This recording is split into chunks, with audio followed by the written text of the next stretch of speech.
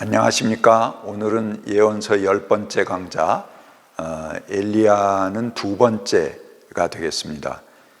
풍요의 종교에 대해서 살펴보고 바알제이의 모습, 그리고 그것이 성서에 적용된 예들을 살펴보는 시간을 갖겠습니다. 바알 종교는 민간에게는 풍요의 종교로 통했습니다. 바알 종교는 섹슈얼리티를 성화, 거룩하게 포장한 그런 종교라고 볼 수 있습니다. 바알 종교는 성이라든가 탐욕과 같은 인간의 본능을 자극하는 종교입니다. 일반 백성의 생각은 야훼는 출애굽 사건에서 경험했듯이 역사를 주관하는 신이고, 농경과 관계한 풍요는 바알 신의 영역이다. 이 둘을 갈라서 생각을 했습니다. 그래서 이스라엘 백성은 둘 사이에 적절한 병행과 혼합을 시도했습니다. 아니, 가나안에 정착해서 농경민이 되면서 이들은 바알에게 귀속되는 경향을 점점 갖게 되었습니다. 바알제이의 모습을 한번 살펴봅시다. 바알제이는, 바알은 남신입니다. 그리고 아세라신, 이건 여신입니다. 이 두 신이 결합하는 의식을 예식 중에 행하게 됩니다. 이 예식에 참여한 사람들은 남녀가 성적 결합을 통해서 신들의 결합을 재현하게 됩니다. 그래서 이스라엘은 기후가 6개월은 건기죠. 그리고 6개월은 우기입니다. 4월부터 9월까지는 건기고 10월부터 이듬해 3월까지는 우기가 됩니다. 근데 이 우기가 시작되는 시기에 내리는 단비, 그것은 남신이 대지에 정액을 뿌리는 것이다, 이렇게 생각을 했습니다. 그래서 이 대지가 이 신의 정액을 받으면 그 이후로 그 신의 생명들이 온 대지에서 솟구쳐 나오는 거죠. 그래서 다시 말랐던 대지는 생명이 꽃을 피우게 되고 생육과 풍요의 계절이 열리게 된다라고 생각을 했습니다. 마른 대지에 물이 솟구치고 그 물이 흘러서 새로운 생명이 일어나는 현상을 신과 대지의 성적 결합의 결과로 보았던 것입니다.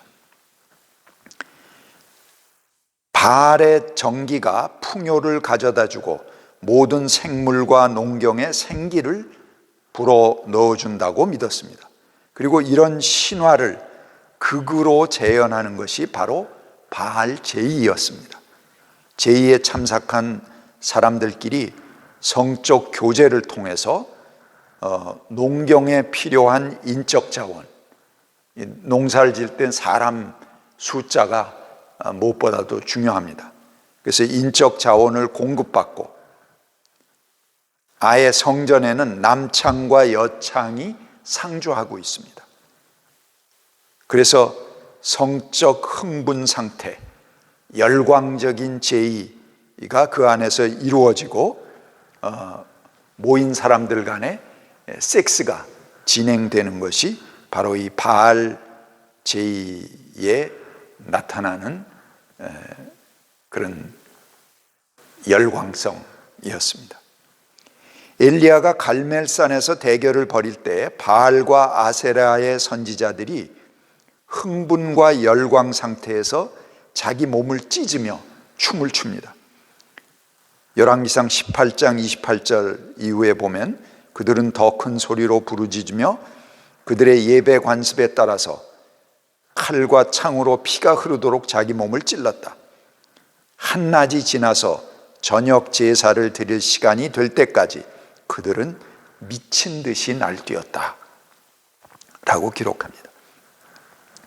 고대 근동의 농경 축제인 다산제의는 죽었다가 다시 사는 자연의 순환, 이것을 종교화한 것입니다.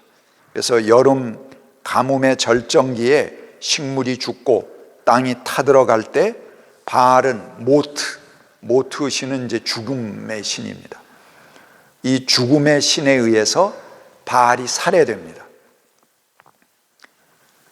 이에 대해서 최고의 신인 엘신과 아낫은 바알의 누이인데요. 이 엘신과 아낫이 바알을 찾아 나섭니다. 그래서 바알의 시체를 발견하고 자기 몸을 찢으며 안타까워합니다. 이런 현상은 엘리야 때 갈멜산에서 바알 선지자들이 자학하면서 행한 것과 같은 행위입니다. 그들은 바알의 회복을 위해서 성대한 희생 제사를 드립니다. 그리고 그 생명이 회복되기를 기다립니다. 그런데 이런 그 제2의 염원을 통해서, 그 희생 제의를 통해서 마침내 모트신, 죽음의 신은 정복되고 바알의 부활 의식이 결행됩니다. 즉 생명의 힘이 죽음을 이기고 정기를 내뿜으면서 대지를 다시 생명으로 충만케 하는 그런 예식이 진행되는 것이죠. 이런 신들의 이야기와 더불어 예배자들이 어울려 성적 행위를 나누게 됩니다. 이 성스러운 결혼 의식을 행하는 감각적인 제의를 통해서 바알은 인간의 다산과 땅의 풍요를 지배하는 신으로 각인됩니다. 그리고 본능적인 욕망은 거룩한 예식으로 둔갑되게 됩니다. 그것이 종교가 됩니다. 이런 축제는 자연의 흐름에 맞추어서 긴 건기가 끝나고 다시 우기가 시작되는 시점에 신년 축제로 행해지게 됩니다. 그러니까 일반 대중들에게 야훼 신앙은 전혀 매력이 없죠.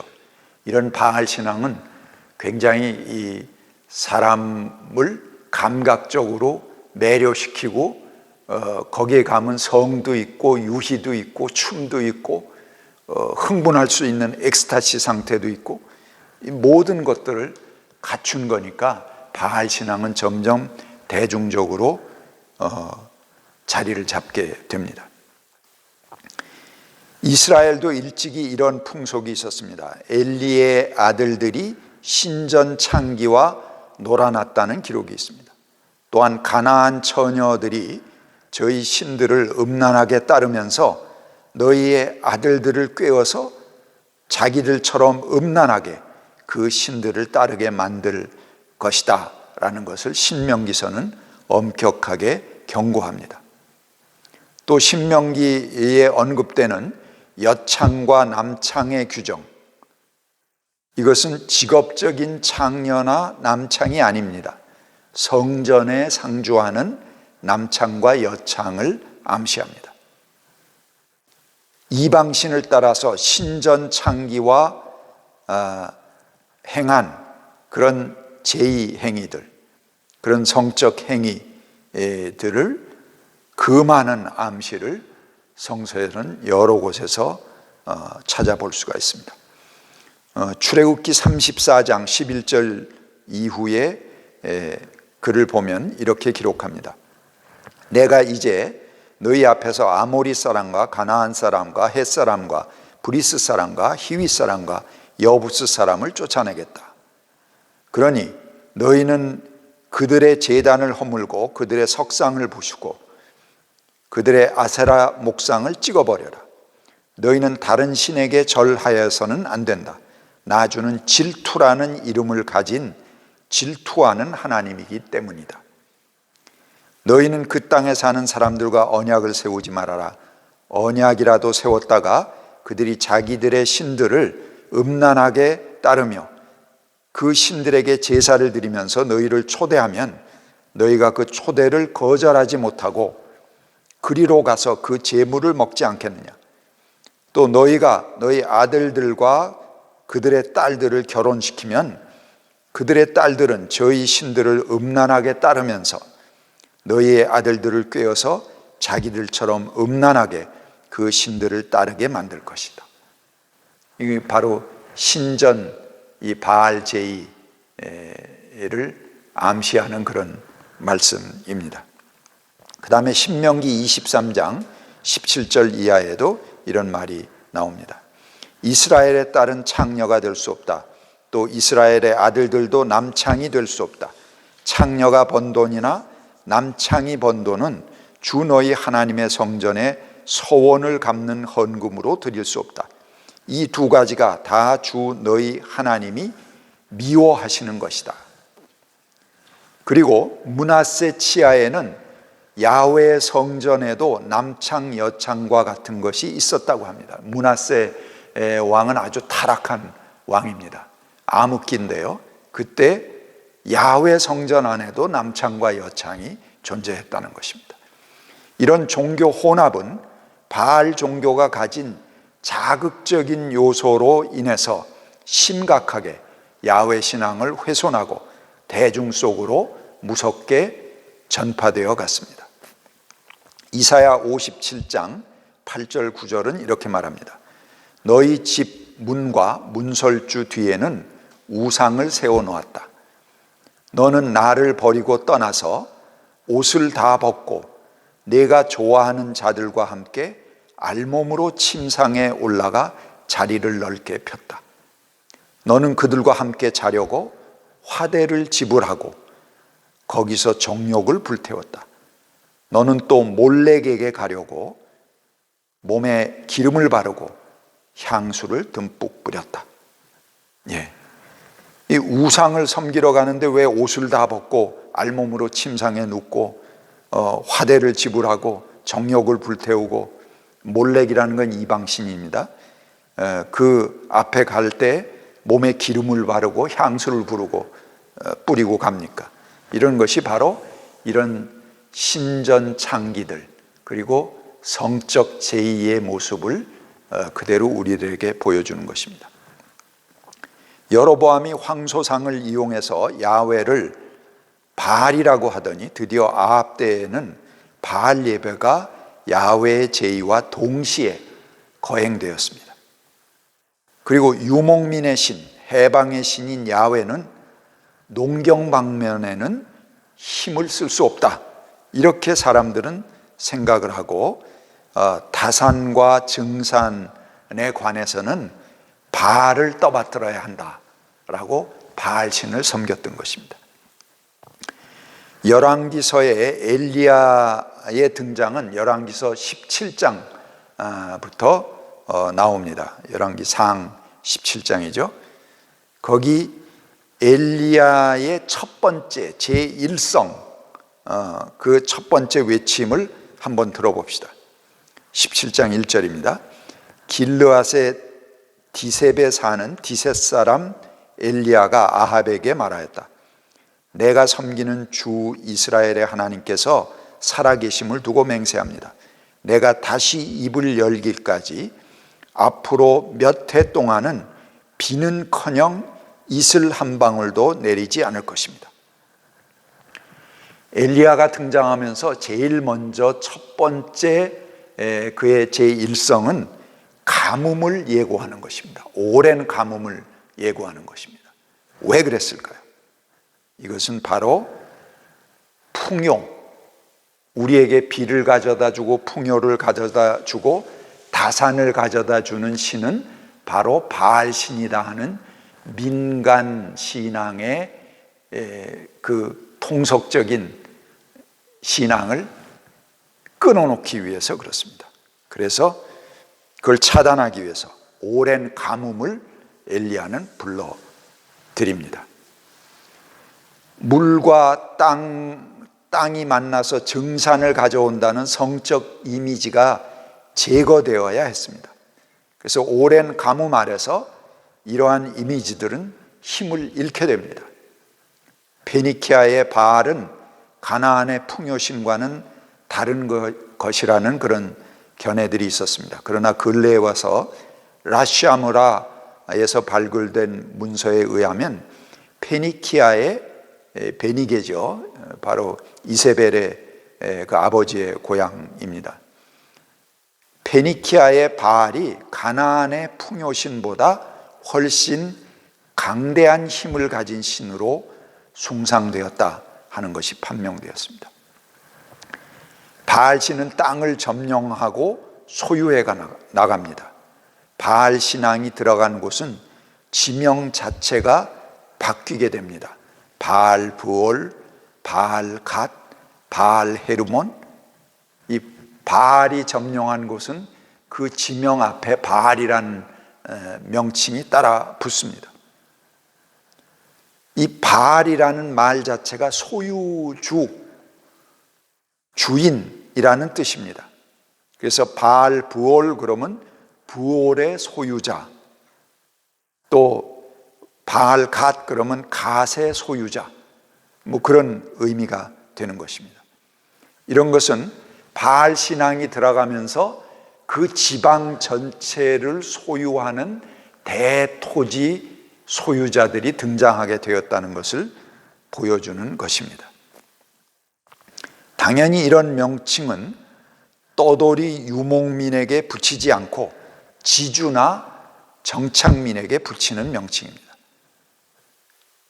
바알은 땅의 소유자를 축복해주고 그들의 권한을 무한히 신적 권위로 보호해 나갑니다. 그래서 바알은 땅을 가진 사람들이 얼마든지 땅을 더 가질 수 있게 만들어주는 그런 종교였습니다. 겉으로는 성적인 것으로 민중을 미혹하지만 그 안에서는 그들의 재산을 갈취해서 거대 토지 소유자들이 가능케 하는 것이 바로 바알 종교였습니다. 야훼 신앙은 거기에 비해서 이 땅은 하나님이 주신 거기 때문에 왕에게라도 팔 수 없고 누구도 이거 뺏을 수 없다 하는 평등주의 신앙을 갖는 것이 야훼 종교입니다. 바알 신앙은 지주들의 농업과 가축과 인종의 다산을 지배하고 축복해주는 그런 가진 자들의 신앙이었습니다. 그런데 바알과 아세라 선지자가 850명이 모였습니다. 그들이 집단으로 갈멜산에서 엘리야와 대결을 하게 됩니다. 그래서 그들이 엘리야는 혼자고 이들은 850명 예언자들이 뭉쳐 있는데 집단으로 발광하여도 내리지 않던 비가 엘리야가 웅크리고 앉아서 얼굴을 무릎 사이에 묻고 야훼 하나님께 기도합니다. 그러자 저 멀리서 주먹만한 먹구름이 다가옵니다. 그래서 그 구름이 몰려오고 마침내 큰 비가 내리게 되었다라고 열왕기상 18장 45절은 말합니다. 마침내 사람들은 땅에 엎드려서 야훼가 신이다 라고 외치게 됩니다. 이제는 야훼가 물을 내리는 하늘이자 동시에 물을 흡수하여 각종 산물을 내는 대지의 신이라는 것을 증명하는 순간입니다. 그동안 바알이 그렇게 한다고 생각했던 것이 바로 이 갈멜산에서 무너지게 됩니다. 그들은 비를 내리는데 실패했습니다. 그러나 엘리야는 야훼 하나님께 기도함으로써 오랜 메마른 대지에 비를 쏟아 부어 붓게 됩니다. 마침내 출애굽의 해방자 야훼는 이제 농민의 신으로 등극하게 됩니다. 그들에게 풍요를 가져오는 대지의 정당한 소유자, 주인으로 인정받게 되는 것입니다. 우리들이 좋아하는 갈멜산의 영웅적인 무용담은 야훼야말로 농민들의 하나님이시라는 것을 확인해 주는 승리의 메시지입니다. 감사합니다.